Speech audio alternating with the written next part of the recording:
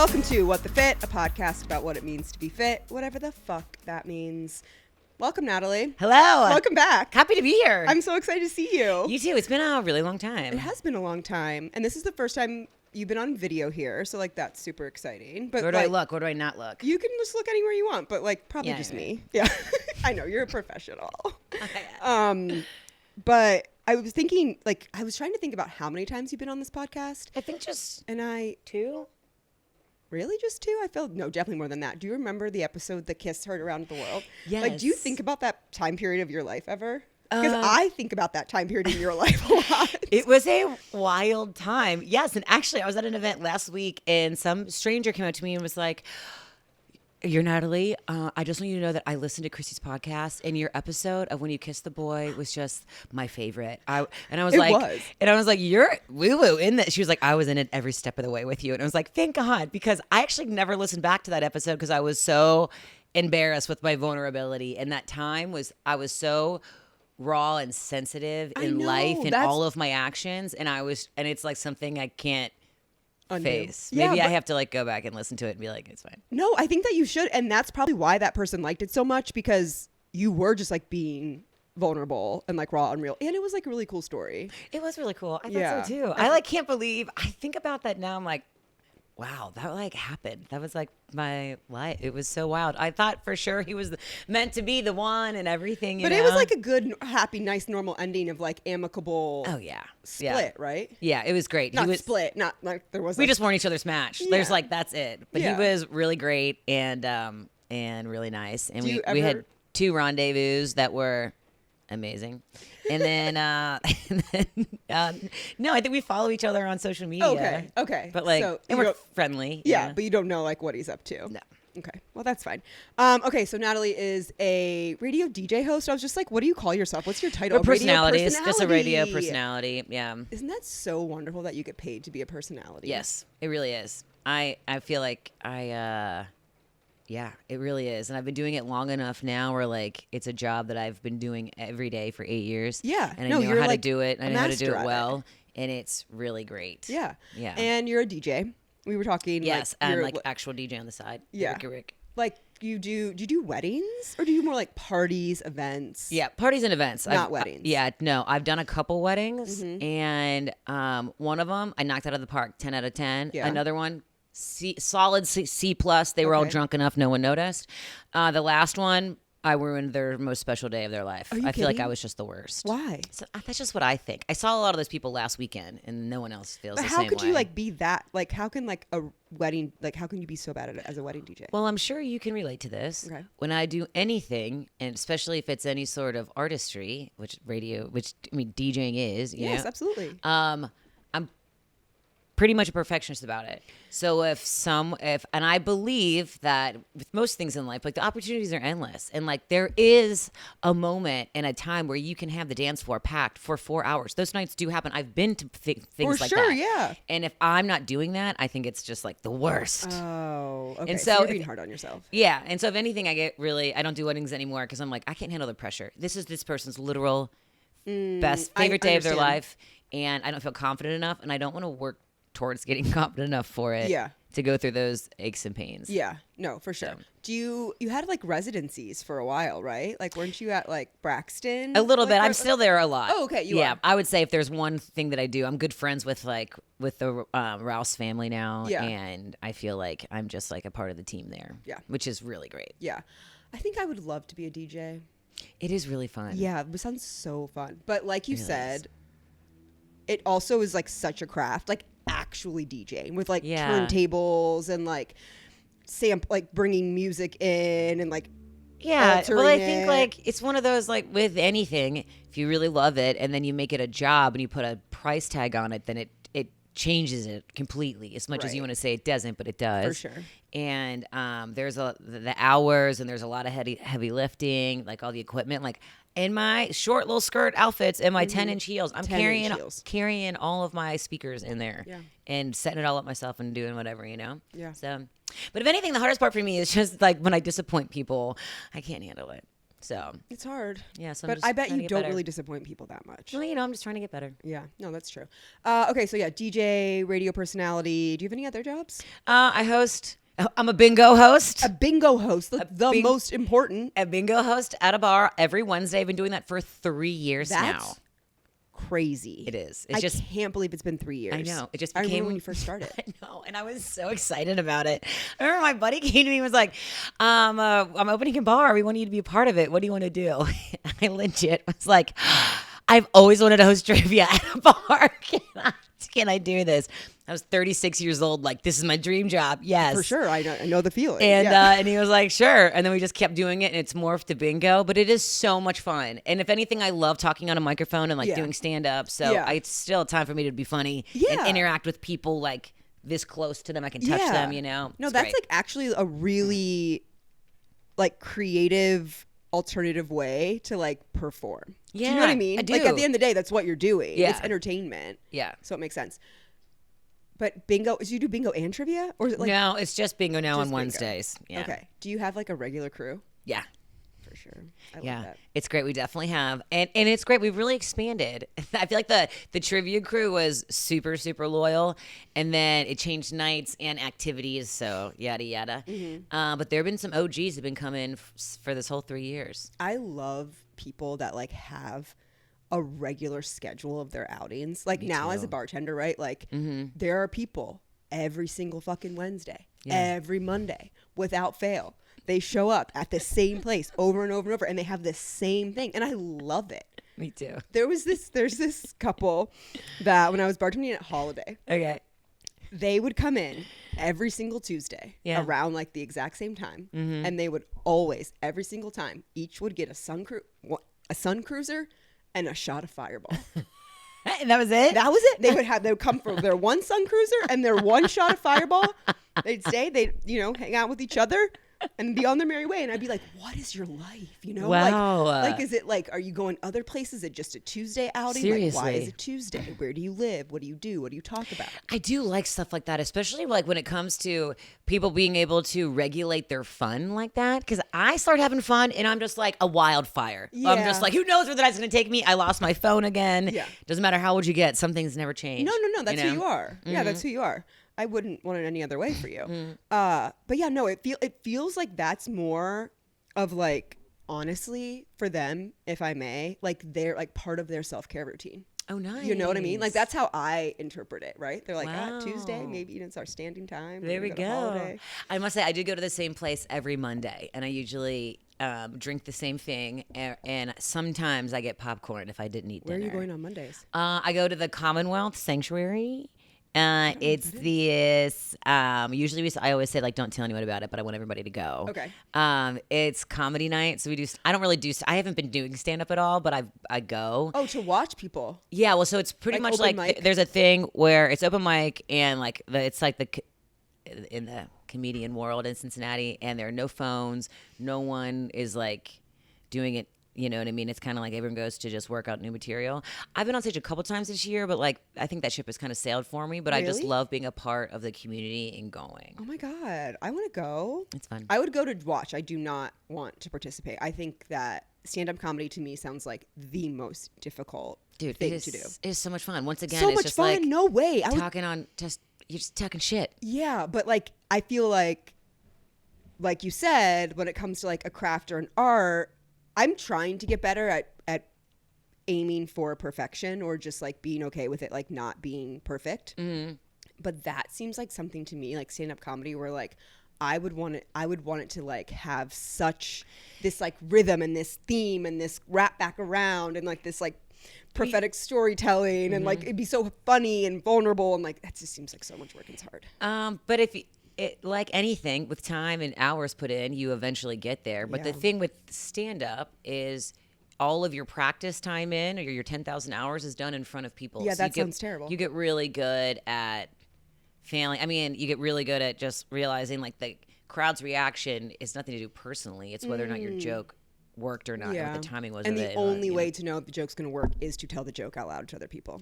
Yeah, and just to see how it works, you got to work it out. Yeah, so it's fun. I like that I'm like not in the world anymore, but I like watching other people do it because I think it's great. And I do actually Love it. I feel like I haven't written in a long time. The last couple of times I did any stand-up, I just went up and started talking. That's crazy. It was great. Yeah. No, but I still get nervous. I talk on a mic every single day. Yeah. Very rarely do I get so nervous that my hands shake, but it does at stand-up. Oh, yeah. I can imagine. I mean, I started all this wanting to be a famous comedian. Right. So. You are a famous comedian. No, I mean, but you know what I mean? Like, wanted to be like Chelsea Handler. Yeah. It's not too late. So, It's not too late. It's not too late for anything. It's very true. Very true. Like, I've just been so much in the space of, like, there is no age limit. There's no time limit. There's no, like, timeline. Like, Amen. Does not exist. Amen. I've been really leaning into that recently, too, and it's been great. Yeah. We were talking about before we pressed record, which we had to stop, that you have kind of, like, committed to being in Cincinnati. Yeah. It's wild that, I mean, I've lived all over the city and I'm on work all around the city and in it so much that I kind of have had like one foot out the door the whole time.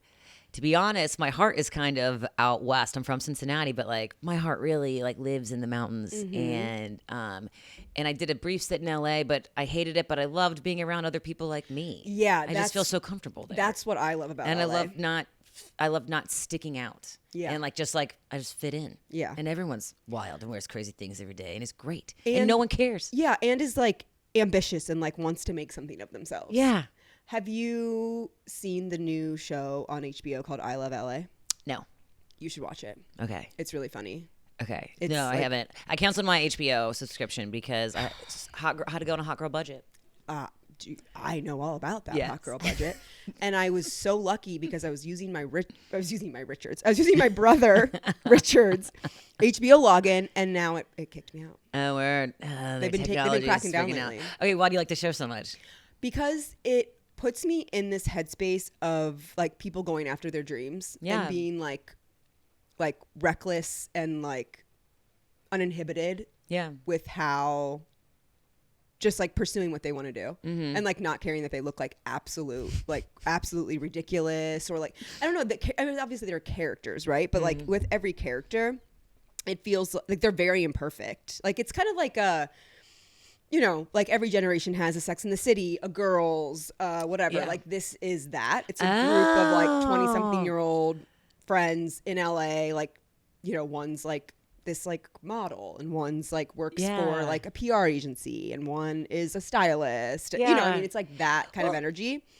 And they're like very flawed and very imperfect as, Gen Z like likes to be, I feel like our generation was so focused on these like curated aesthetic, like painting the picture, like everything is just so we're like. And I think we thought then, piggybacking that, is that there was an actual equation, and that if you stuck to the equation, you would get your result. And then you realized, as you wrote your own equation, that rarely happens. No, I feel like we were so focused on putting like cranberries and little like wreaths for the drinks, frozen drinks. You know what I mean? Like, I do. Like, fuck that eggnog. You know what I mean? It was gross the whole time. Like, we were just like so concerned with this like imagery of like doing the most for the parties. We'd spend like $500 to throw a party for like 10 people. Yes. And like go like all around buying all the plates and all the forks, all this shit. And at the end of the day, I just feel like we were like, now we're just tired. Yeah. Perpetually tired. I know. And it's such a thing that like, I feel like I'm always tired. And I'm like, I don't even have like a bunch of kids I'm looking after also. Big up to all the moms who are doing all this shit and also have so many kids and a husband to take care of. Yeah. No, for sure. No, I'm going to be single forever because you're not another child for me to take care of. I will nurture you, but I'm not taking care of you like always. No. That can't happen. Anyway. That definitely can't happen. But yeah, I just feel like we just wore ourselves out, Yeah. But like Gen Z like does not care about that. They're like, let's be chaotic, let's be messy, like let's have a blurry photo. Let's not edit them. And so that show is like kind of a reflection of that. And it honestly just inspires me to like I can like be myself. Yeah. And like in all of its like my imperfections and like my like weird thoughts and like do you know what I mean? I don't know. It's just that's like the whole point. In that way. Yeah. Right. I mean, it took me however long. Same. Yeah. Same. To like get to that point. But yeah, it's good. Are you watching anything like really inspiring or obsessed with anything right now, like on TV? No, but I did. I've seen Frankenstein 3 times in the past week. I want to watch it so bad. It is so good. I really want to so watch good. it. I was writing Everyone's about talking about it. Oh, okay. This is something that's new that that's keeping me alive right now. For work, I did a walking challenge for the cancer-free kids. You love a walking challenge, and I sure do. Been the captain of many walking teams over the years. I've won so many walking challenges in my day. Like, don't come at me with the walking challenge. And I love leading the team, and I write motivational daily emails. Oh my God. And so I opened it up to the people this past time, which, by the way, we came in second place. I'm talking miles and fundraising. Nice. I motivated my team they did all of the work. Mm-hmm. We surpassed our fundraising goal 5 times. So it was really great. Hell yeah. But I still write emails to everybody every day, or those who chose to stay on it. And it's been like I don't know, two months now after it since. And I was just writing about Frankenstein this morning about how what I love about this interpretation of it is that the humanness of the monster and the depths and the places the depths of love will take you in your life are wild and portrayed in such an obscure yet beautiful way. Yeah. It was so great. I love that. Okay. Yeah. Talking about love, are we allowed to talk? Are you like seeing anyone? What's going on there? No, it's like, no, I'm in one of those phases where like I'm seeing no one but like 5 people. Yeah. So, you know, I love that. I didn't for 6 months this year. I broke up with a man I was seeing Mother's Day weekend and then didn't start again until like last week. So it's like 6 months. Okay. Of like, just like no nothing. dates, no talking, Absolutely nothing. no like attention, Nothing. just like only you. It was great. I just feel like it changed my life a lot and really just was in my own little world. How did it change your life? Well, I turned 40 and and I was freaking the fuck out about it. Yeah. I thought by this time I would have so much more accomplished in my equation. And then I thought I did all the things. It's like, I've been working my ass off. You're right. I'm doing everything right. I've been Why doing don't I get the life that I was promised? Yeah, I've been doing all the stuff, and then I realized did a lot of deep diving, and did a perspective switch, and it's all been great. But so now I'm like out dating again, and it feels fantastic to be back. Okay, are you on the apps? No, I hate them, and also I've been on them for so long now. I know everybody. I'm like, oh, he's back. Oh, good to see him.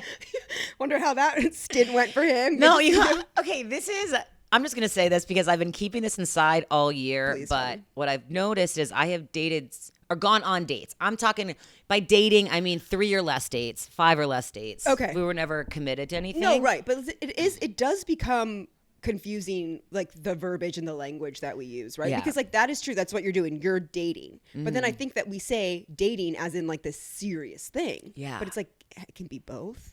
Right? I mean, it's like different. It's like you're dating someone not serious at all, and you're dating someone very serious. Exactly. How do you decipher? Or are you just going Talking? on dates? Are you hanging out? Dude, okay. Like, I haven't gone.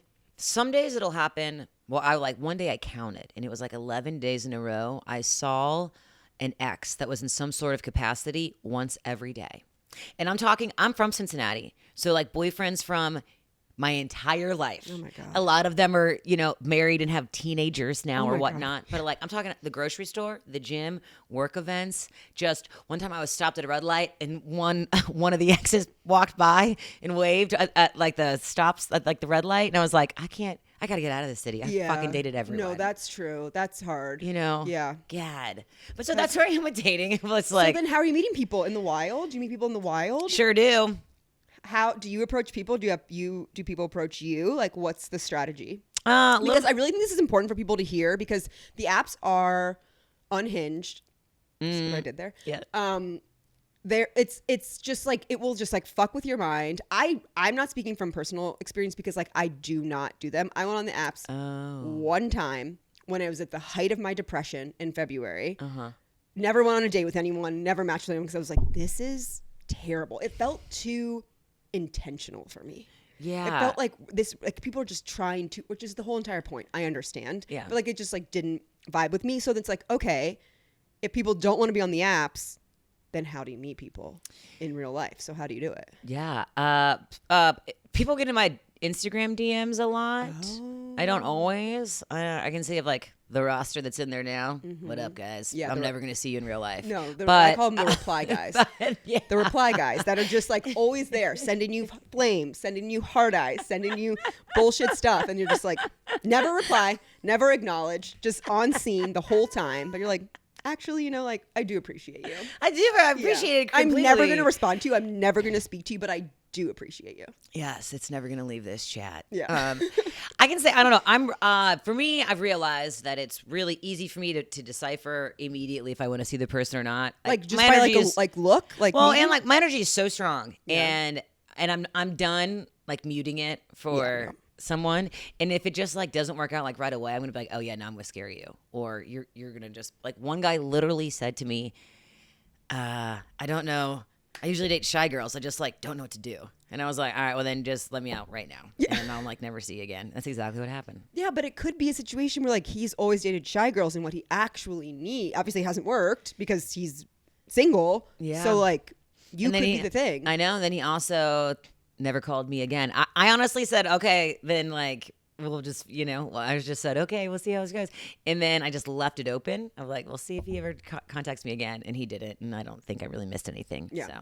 Okay, so how are you meeting people? Out DMs one, but like out when you're out, people approach you. Yeah. Yeah. And, yeah. Okay. And mutual friends. I would say at this point, I get set up on a lot of dates. Okay. And a lot more people are getting divorced. So that's working in my favor as Definitely. well. We're going. It's like it's going to come back around. The date. It was like in like your early 30s. Well, like I was married during that time, so like I didn't have to worry about it. But like everyone was married at that time. Yeah. you know, one of my friends. And then it's like now everyone's getting divorced. So like the dating pool is opened again. It is. One of my friends recently was like, the good ones are about to become available again. And she's like, the good ones, because like the ones who are getting divorced earlier, they're just like, that never worked out anyway. You don't want to give them a chance. But like the good ones, between now and 45, this is when you're going to find them. Prime time. And I'm like, that actually is really brilliant. Yeah. And I believe it. Me too. I totally believe it. I mean, you have to think about like at least 50% of marriages are going to end in divorce. So there's going to be a flood of eligible people into the marketplace. Also, part of the perspective switch is like, I don't think I'll get married at this point. I don't have any desire to. Mm-hmm. But I would, and I know my days are slowing down with babies, so I'm just gonna like get myself pregnant if like in the next year I'm like really open to it and I've like started going to doctors about it and with that idea. So I'm like, are you like gonna freeze your eggs or both? You can like harvest and freeze at the same time, baby, or like whatever the process. Yeah. Sure. Okay. So, that's exciting. It is exciting. That'll be interesting. I mean, I was so against it 3 years ago. Why? Because I didn't. I guess I thought it was like a failure. Like, what's wrong with me? How come this hasn't happened yet? How come you know what I mean? How come everybody, what am I doing wrong? But now I realize, like, that's not it. And honestly, when it comes down to it, I'm like, I'd rather have no one to negotiate all these decisions with if turns out I actually don't like being around them. And I can just do whatever the fuck I want. Totally. And for all my friends now all my friends' kids are teenagers, they're like, if you got enough money, girl, just freaking do it. Yeah. And it can all whatever you want. I feel very fortunate that I do not want to have children. Yeah. Because it opens up like so much freedom for me when it comes to dating. Because like, I understand that like women, in their mid 30s, late 30s, into their 40s, like they feel like this pressure to like find a partner because they really want children. Yeah. And so like, I feel like you would be that's where I've been in the past couple of years. Right. Yeah. And so it feels like there's so much stress and there's like, oh my God, I have to like find this one person because I really, really, really want to do this thing. And it almost feels like this like grasping kind of energy, right? Yeah, it's like desperate. Like I will tell people, desperate, but I felt desperate. I really would tell people like, "Yo, how hot is this guy? What's his deal?" And I'm like, "I'm too thirsty right now." Like, no, I will. If I have 2 drinks in me, I will like attack him and start like telling him my life secret. I don't know, you know what I mean? Like I felt unhinged and just like I can't. And and that makes sense. Like I feel for like it's a real thing, right? Yeah. Like if you unless you're gonna take the route that you're talking about, which obviously is an option, but not for everyone. Mm-hmm. And with me, like I don't have that. I don't have to have this like timeline that I'm like up against to like find a person. Yeah. So I can just like be like, it's gonna happen, whatever it's gonna happen. And I also, after having been married and believing that like this is the person I'm going to spend my whole entire life with, and like really loving him so much and like cherishing that relationship so much, and then to like have that love, you know, what's the word I'm looking for, transfer, we'll just say that, because like I don't like, you know, that love is never lost to me in that way. But it was something that I was so sure about, right? And I was like, I'm so sure I'm committing my life to this person, and it didn't work out. And so now I just feel like, rather than thinking about like, ooh, I have to find like a person, like my person, like for life, like what if it's just like the person for this, for right now, for this season, and I can have like really meaningful, deep relationships that last 2 years, 5 years, a decade, you know, like that doesn't take away from the fact that like it might not just be one person for the rest of my life. And that to me feels so much more like digestible and like for sure comfortable to me personally, which I know like that's not for everyone, but no, I think it's important to say that. I mean, that's why I feel like I don't want to get married anymore, or just, I don't know, watching everybody go through the thing and everybody getting divorced. I'm just like, y'all, I mean, like, I don't know if I'm going to love you in 20 years. I'm still want to look at you. And I know I can be the Antichrist, but I do want to cherish and not be alone. And have connection, like have partnership, like share your life with someone. But I don't know. I feel really grateful to be the spot where I am, where like I don't have this pressure of wanting to have children, and I don't have this idea in my mind that I'm going to find someone and spend the rest of my life with them. If that happens, fine, great. You know, like I'm not saying that like it's not possible, but it's not something that I'm like holding on to as like an absolute truth. Word. Yeah. Good for you. I'm the same way. Yeah. And I also feel like if I don't, with the baby thing, if I don't do it, I know I'll regret it. And like, I think you have to do it. You've been talking about this. I know. It's me like living with regret. But also, hold on, in the same vein though, like I never thought about having kids or anything until I was 37 and had that pregnancy scare that like rocked my world. Literally every day before that, I've been like honestly really happy for like the majority of my life. Just like really liked being able to have the freedom to do whatever I wanted to and chasing adventures and dreams and everything.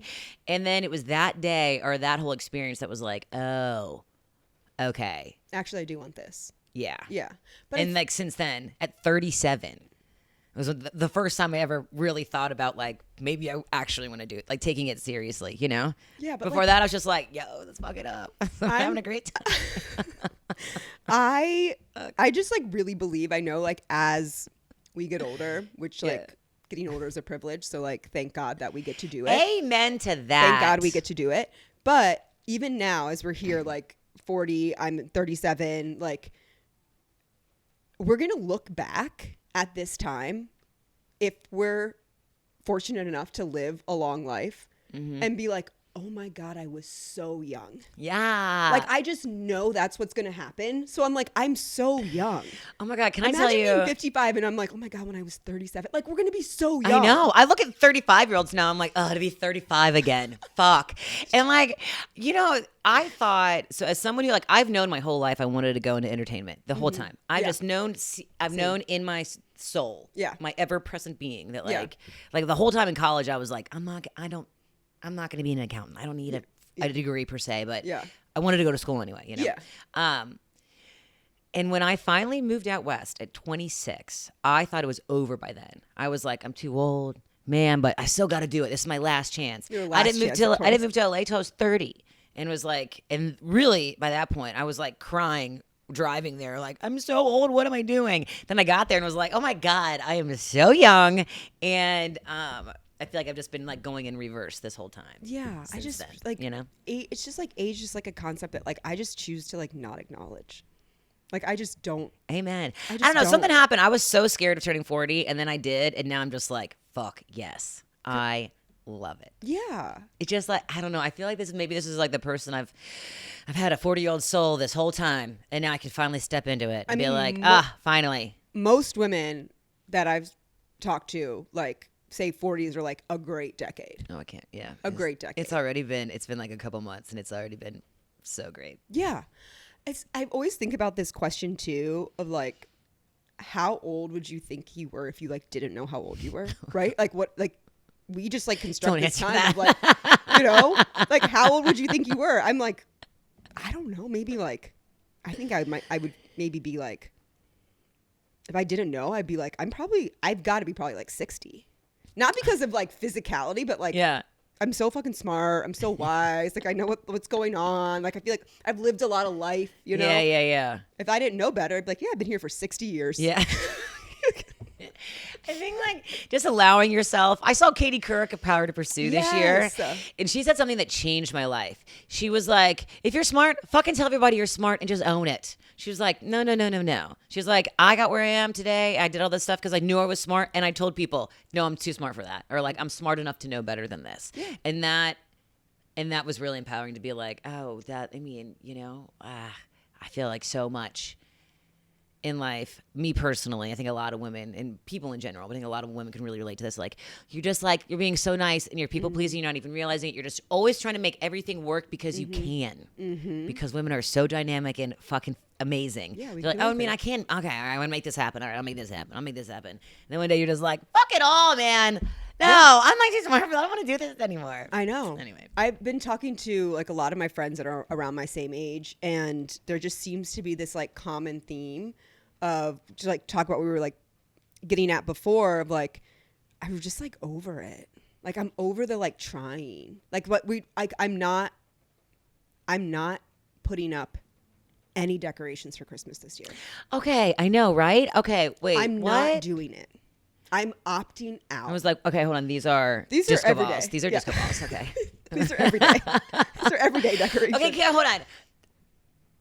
If you this is not a cause for concern. Should we be worried about it? Like, I'm your friend. I know how much you typically love this. Why do you not want to do it this year? Because for the last couple years, I would say ever since it was kind of like all on me to do it, like without a partner, and not to say I didn't have help. My friends would always come. My friends would get the tree with me. Like, I get it. It's not that, but like it was causing me every year so much stress. Yeah. I would dread the weeks leading up to it. In July, I was like, oh my God, I have 6 months until I have to start thinking about decorating. Like it's just, and I finally was like, do I have to do it? No. I mean, I'm asking you about this. I haven't decorated in like 3 years. Last year I finally did on Christmas Eve because I did on like the 23rd because I had family over on Christmas Eve, and I got like way into it, like the day before. And I did it for one day. I drank an entire bottle of wine over 12 hours, and I decorated the shit out of my house, and it was awesome. Yeah. But I didn't take it down till March because I was like, I don't want to do And that's the other thing, the taking down, this tree, the needles everywhere. It's just a lot. And I was talking to someone about it, and I was kind of like, oh my God, it's coming up. Oh my God, I can't believe I have to do this, whatever. And she literally was like, you don't have to. And I was like stopped in my track. I was like, I have the power to make that decision. Yes. And as soon as I was like, I'm not doing it, I just felt relief. Oh, good. I love Christmas. I love Christmas decorations. Yeah. Actually, as I get older, I really don't like any holiday, but like, if there's one that I'm going to like, it's going to be Christmas. And I so appreciate a decoration, and like, my house, I will go all out. Mm-hmm. And this year, maybe like I'll get a little tiny thing, like a little something. I love this for you. But it's just, I'm like, I'm not putting myself through it. I'm just not. Dude, good and it's for okay. you. And guess what? People are still going to like me. Yeah. We're all going to still love you. Exactly. Yeah. And they're still going to think I'm cool. Yes. You're the coolest. Right? Yeah, dude. I'm happy for you. This is like, I love going through these, as some people might say, cliche moments in life, and sharing them and being like, I'm going to loud and proudly be like, they've been saying this forever. Now I'm finally doing it. And you're like, I get why they said it before me. Like, it feels great. Yeah. So I remember, hold on, I can tell you, you'll have this story. My mom, in a similar breath, will tell the story of how she wanted to divorce my dad for a long time. Mm-hmm. God love both of them. God love my dad. God rest his soul. Mm-hmm. Y'all, if you know my mom from social media, she is a wild woman. And she also has the strongest personality, literally way stronger than me. She's like, seriously, she's the Red Sea. Yeah. She will fucking part anything. Yeah. And in their relationship, they're very similar. It was a very, very fun, exciting way I got all this personality from both of them. Yeah. And also incredibly toxic and, all the stuff. So she wanted to divorce him. And like, to be honest, she was like pretty much, she didn't really ever work, but she still would have enough on her own from her life that it was, like, she wasn't financially dependent on him. Yeah. Okay. Say that. But she was so scared to change her life. They got married so young. They had 4 kids together. Definitely. We had a house, all this stuff, on the west side. We went to school, everything. She was terrified to to divorce him. And she's like, then one day I lost 3 pounds, cut my hair, and divorced him and never looked back. And I remember as a little kid being so happy they finally got divorced because like life was just calmer. Like it was just like this, it was just too much all the time. And like, it took her 3 pounds and like years of regret to realize that everyone Just benefited. One big shit, really. Hey, you know what I love her. Don't take it. Don't take it away from her. Yeah, don't take it away from her. I'm sorry. But everyone was happy for her. Everyone was happy for my entire family. Yeah. Like everyone in my mom's family, everyone in my dad's family, all of us kids could thrive better. You know what I mean? Like everything got better. And sometimes you just have to make those hard decisions that end up changing your life. And you don't realize that like it's all going to be okay. Yeah. Everyone's going to support you no matter what. Right. Exactly. You know? If I don't have a Christmas tree up, like I will still be me. Like the Christmas tree, the Christmas decorations do not define me. You can also hire people to put your Christmas decorations up for you. We just talked about how we are on a hot girl budget. We are on a hot girl budget. I can't fucking hire anyone for anything. Amen. I have to do everything. Amen. I was really struggling with my relationship to the grocery store. Yeah. Like I hate it. Yeah, same. This has been a reoccurring theme. Like feeding myself is so difficult. Every day we have to eat multiple times a day. It's plan it ahead. It's too much. Can you imagine if you had a whole family to plan for every meal every day? No. Yeah. I cannot. So I tried to do it on my own for a while. It was not working. I was spending like fucking $100 a day on Uber Eats or something insane. Mm-hmm. A little bit of an exaggeration, but you get it. So I went back to getting factor meals, like the meal delivery. It's just like, oh, I've never tried that. Maybe I should, because I always just have like all the meat goes bad in my house, and then like I'll buy like an entire gourd, and then like a month later be like, fuck, what are you gonna do with that gourd? Is that decoration? Yeah. You know, then you cut it open and it's like maggots in it. I mean, no, not really. It's an exaggeration. But you know what I mean? Yes, I do. Maybe I'll give it a try. Which one do you do? Factor. Oh, okay. And I had Factor for a while before, and I like got rid of it when I got laid off because I was like, I need to like conserve money. But then it just really ended up being I was spending so much more money on ordering things because I just have to surrender to the fact that like I'm not meant to go to the grocery store. Yeah, good for you. But like I was before, I could before, but now I can't. And you know, but your schedule has changed a lot. No, for sure. But this has been going on before then. Yeah, I don't know what it is. I don't know. But anyway. the less and less we have to do things, the less we. That is the thing. That is the one thing I'm outsourcing though. Yeah, because like someone's got to feed me, and it good can't for be you. myself. Well, okay. Also, having a private chef would be the most amazing thing in the world. Well, yeah. But you can just order it all online and they put it in your car for you. Yeah, people say that. People have told me that, but like that, it doesn't alleviate my discomfort at all. Like because I still need to like go online and pick food, and then I'm like, what if I don't like? Okay, yeah, in this moment, blueberries sound really good. Blueberries and yogurt sounds so good to me right now. But like, eat the fucking blueberries, I'm dude. Get blueberries and yogurt, and then it's gonna be 2 days later. I'm gonna be like, I can't eat that. Like that. I don't know. I mean, these are facts, man. If it was like something like if I lived next door to a grocery store, and every day I could just go next door and like be like, today, what do I want? Yeah, that would be better. But like, you can't shop like that. You can't go to the grocery store every day, nor would I want to. So then it's like, that's what it is for me. It's like, but what if I don't want that thing? Like when it comes time to eat the thing. Gosh, I think that's a deeper meaning, you know? Probably. But it is, I mean, I am really practicing. I've been really, really trying to practice and focus on day by day, like what feels true for me in that day, instead of being so like regimented and planned out and scheduled as like how I look at you. And now I'm like, all right, how do I feel today? Like what's happening? What's true for me today? Oh, Chrissy is weaving herself in and out, babe. You were this is the makeup. I'm totally new. I'm totally new and different. I love it. Like I will go like a whole day and like actively try and be like, I'm not going to do anything. I'm not going to do one productive thing because I don't fucking have to. And I can still be valuable, and people will still like me, and people will still think I'm cool, and they don't know that that my laundry needs put away, and they don't care. They don't know that I need to fucking like, I don't know, go to the post office. I don't. But you know what I mean? Like they don't know. Like I put so much rules and like I set all these things, made all these lists that I created in this attempt to be like, but if I'm doing everything, it means I'm valuable. Yeah. And then you'll like me. And then you'll love me. I am so glad to hear these words come out of your mouth, Chrissy. God, congratulations. it's fucking hard, though, but yeah. It is. I had very similar revelations in life. And then one day you're just like, yeah, man. Yeah, for sure. I say like this past year at 40, I kind of realized that I've created a whole life that I was like, I don't really know if I like this life anymore. And so I've just been changing it. And it's been great. Guess what? You can. Yeah. Because you're allowed. So I did. Because you're the boss of you. Yeah, it was great. I had this revelation the other day. I was like, I'm the boss of me. Yeah. I was the boss that said you have to do everything on your calendar. And I can also be the boss to say, fuck the calendar. I can do both. Amen. Anyway, there's one thing I want to really talk to you about before we wrap up. And it's because I was looking at Instagram and I saw something that you had liked.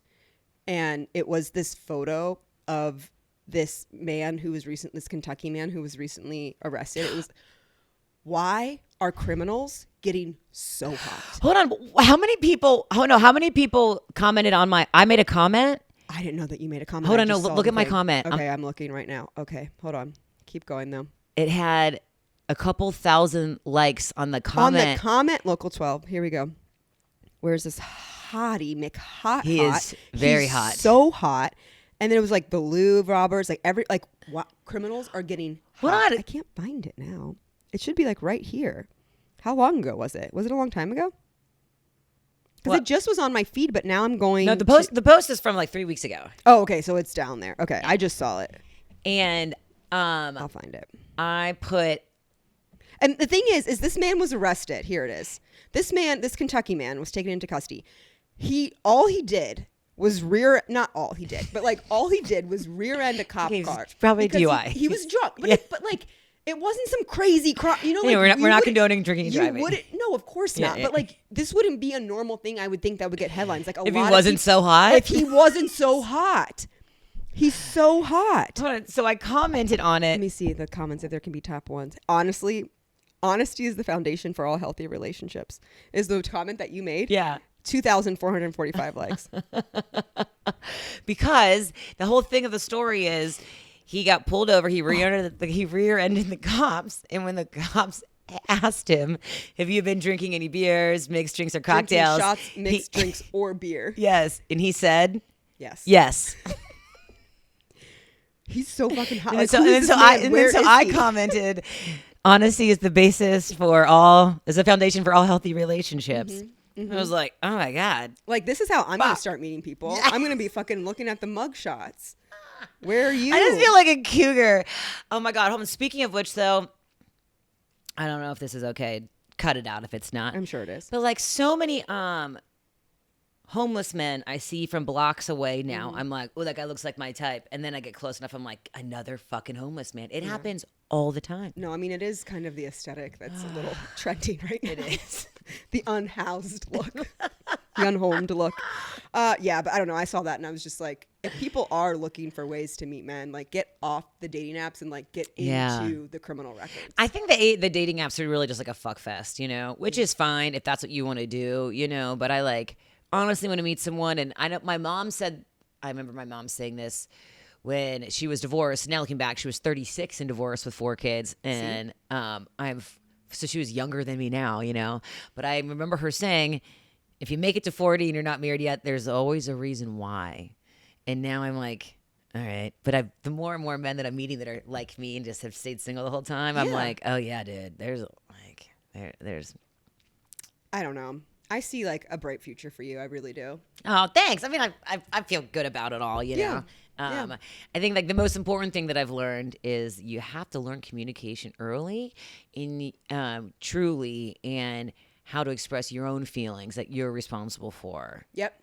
I think I think that's the key to life. I agree. And something that really rang true for me recently was this idea that like vulnerability is not meant to like hook someone in or like get them to like accept you or whatever. Like vulnerability and like sharing who you are is only for yourself. Like, because then like you're being true and you're not betraying myself. And like, however they respond to your vulnerability is like not the point. Yeah. Right. Because I feel like I used to be like, oh yes, I'm being vulnerable because I want this person to like me. I want this person to know me, you know, like, Yeah. maybe there's a piece of that that's true. But now I approach it of like, no, I'm like vulnerable and open and like who I am because I have to be for me. Yeah. And however you're going to respond to it is how you're going to respond to it. But like, I'm not like trying to control or manipulate the outcome with it. Good for you.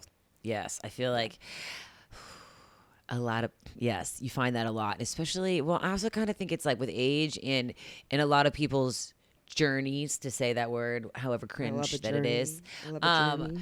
But if someone is like on their own healing journey or truly trying to get in touch with their emotions, you know, then I feel like you got to go through a cringe phase because you don't realize. You have to be I cringe. just like want to find the person who's like he's already gone through the phases because I have. And I'm just like, okay, yeah. I mean, I'll like, take a messy one. I don't give a fuck. What do I care? I mean, we're all messy, but you know what I mean? Someone who's like, he's using their emotions in like a. No, there has to be like a certain threshold. You know, there are like levels to this game. You have to reach like certain levels. I think. Either you mesh or you don't. Yeah. You know? Well, it's great to see you. Yes. And I love you so much. same. Thanks for having me. Thank and you. I am so proud that there are 0 decorations in this house, and the Christmas spirit will live on. The Christmas spirit will live on inside live on, me. yes. Without the decorations. Yes. Because it's not about the decorations. Amen. Damn it. Okay, thank you so much. I love you. Love you. Thank you so much for listening. Make sure you're following me on Instagram at Chrissy Gurley and at What the Fit Podcast. Full video episodes will be available on Spotify and YouTube, so follow and subscribe. If you're loving What the Fit, please help spread the word. Send it to a friend, share it to your story, and if you're looking for even more exclusive content, become a Patreon member. You can find it at patreon.com/whatthefitpodcast.